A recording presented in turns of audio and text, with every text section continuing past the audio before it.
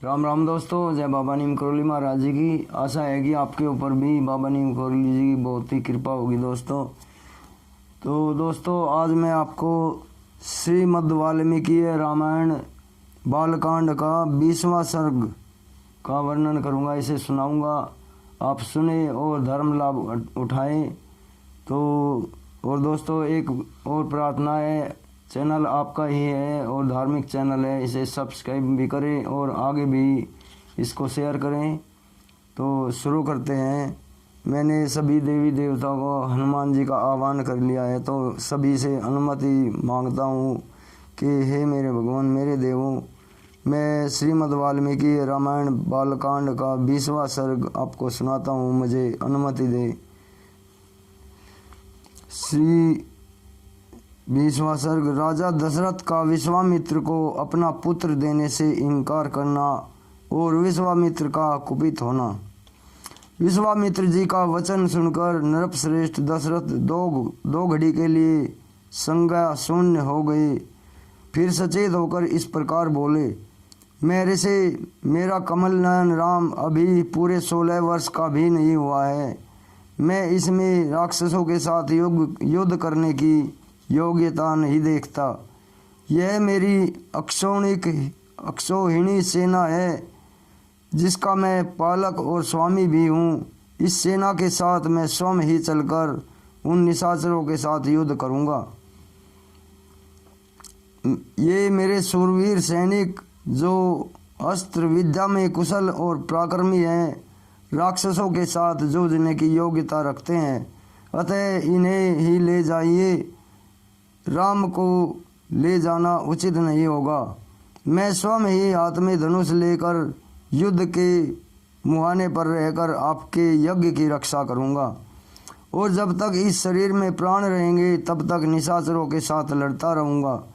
मेरे द्वारा सुरक्षित होकर आपका नियमानुष्ठान बिना किसी विघ्न बाधा के पूर्ण होगा। अतः मैं ही वहाँ आपके साथ चलूँगा। आप राम को ना ले जाइए। मेरा राम अभी बालक है, इसने अभी तक युद्ध की विद्या ही नहीं सीखी है। यह दूसरे के बल का नहीं जानता।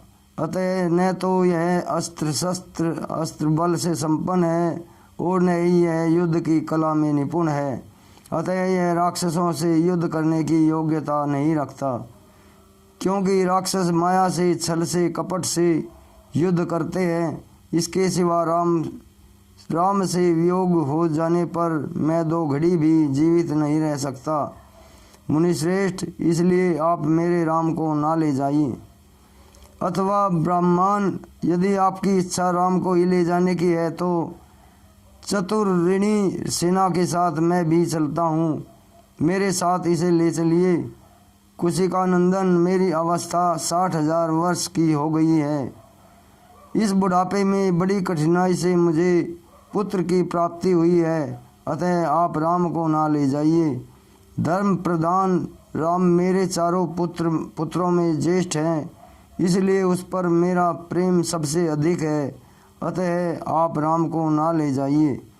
वे राक्षस कैसे पराक्रमी हैं, किसके पुत्र हैं और कौन है, उनका डील डोल कैसा है मुनीश्वर, उनकी रक्षा कौन करते हैं।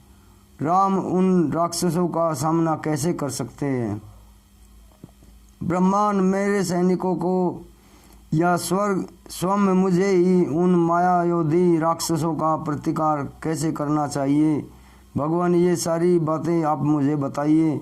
उन दुष्टों के साथ युद्ध में मुझे कैसे खड़ा होना चाहिए, क्योंकि राक्षस बड़े बलाभिमानी होते हैं। राजा दशरथ की इस बात को सुनकर विश्वामित्र जी बोले, महाराज, रावण नाम से प्रसिद्ध एक राक्षस है जो महर्षि पुलस्त्य के कुल में उत्पन्न हुआ है।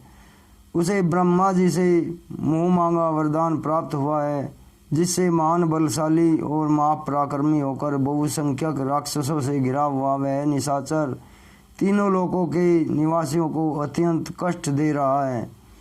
सुना जाता है कि राक्षस राज रावण विश्रवा मुनि का ओरस पुत्र और राक्षस कुबेर का भाई है, साक्षात कुबेर का भाई है। वह महाबली निशाचर इच्छा रहते हुए भी स्वयं आकर यज्ञ में विघ्न नहीं डालता, अपने लिए इसे तुच्छ कार्य समझता है। इसलिए उसी की प्रेरणा से दो महान बलवान राक्षस मारीच और सुबाहु यज्ञों में विघ्न डाला करते हैं। विश्वामित्र मुनि के ऐसे कहने पर राजा दशरथ उनसे इस प्रकार बोले, मुनीश्वर, अब मैं उस दुरात्मा रावण के सामने युद्ध में नहीं ठहर सकता। धर्मज्ञ महर्षि, आप मेरे पुत्र पर तथा मुझ मंद भागी दशरथ पर भी कृपा कीजिए, क्योंकि आप मेरे देवता तथा गुरु हैं। युद्ध में रावण का वेग तो देवता, दानव और गंधर्व, यक्ष, गरुड़ और नाग भी नहीं कर सकते। वे उनका सामना कभी भी किसी भी अवस्था में नहीं कर सकते, फिर मनुष्यों की तो बात ही क्या है। मुनि श्रेष्ठ, रावण समरांगण में बलवानों के बल का अपहरण कर लेता है, अतः मैं अपनी सेना और पुत्रों के साथ रहकर भी उससे तथा उसके सैनिकों से युद्ध करने में असमर्थ हूँ। ब्रह्मांड, यह मेरा देवोपरम पुत्र युद्ध की कला में सर्वथा अनभिज्ञ है। इसकी अवस्था भी अभी बहुत थोड़ी है, इसलिए मैं इसे किसी तरह नहीं जाने दूंगा। मारीच और सुबाहु सुप्रसिद्ध दैत्य सुंद और उपसुंद के पुत्र हैं। वे दोनों युद्ध में यमराज के समान हैं। यदि वे ही आपके यज्ञ में विघ्न डालने वाले हैं, तो मैं उनका सामना करने के लिए अपने पुत्र को नहीं दूंगा, क्योंकि वे दोनों प्रबल पराक्रमी और युद्ध विषयक उत्तम शिक्षा से संपन्न है। मैं उन दोनों में से किसी एक के साथ युद्ध करने के लिए अपने सुहृदों के साथ चलूँगा, अन्यथा यदि आप मुझे न ले जाना चाहें तो मैं भाई बंधुओं सहित आपसे अनुनय विनय करूँगा कि आप राम को छोड़ दें। राजा दशरथ के ऐसे वचन सुनकर विप्रवर कुशिक नंदन विश्वामित्र के मन में महान क्रोध आवेश हो गया। जैसे यज्ञशाला में अग्नि को भली भांति आहुति देकर घी की धारा से अभिषिक्त कर दिया जाए और वे प्रज्वलित हो उठे, और उसी तरह अग्नि तुल्य तेजस्वी महर्षि विश्वामित्र भी क्रोध से जल उठे। इस प्रकार श्री वाल्मीकि निर्मित आर्ष रामायण आदि काव्य के बालकांड में 20वां सर्ग पूरा हुआ। जय श्री राम, जय हनुमान बजरंगबली, जय बाबा नीम करोली महाराज। तो दोस्तों, ये श्रीमद् वाल्मीकि रामायण का बालकांड का 20वां सर्ग है। इसका आपको धर्म लाभ मिलेगा ज़रूर, तो आप इसे शेयर भी करें आगे, ताकि अन्य भाइयों को भी श्रीमद् वाल्मीकि रामायण सुनने का धर्म लाभ मिले। तो अभी आज्ञा लेता हूँ, आगे इसका 21वां सर्ग सुनाऊंगा। विश्वामित्र के रोषपूर्ण वचन तथा वशिष्ठ जी राजा दशरथ को समझाना। अच्छा, राम राम।